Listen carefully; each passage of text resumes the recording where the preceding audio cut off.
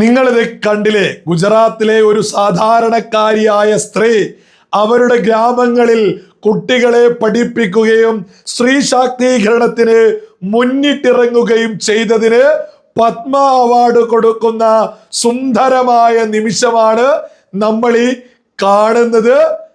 നമ്മുടെ ഇന്ത്യൻ രാഷ്ട്രപതി ദ്രൗപദി മുർമുവിന്റെ തോളിൽ കൈവച്ചത് സകല ആളുകളും കണ്ടില്ലേ?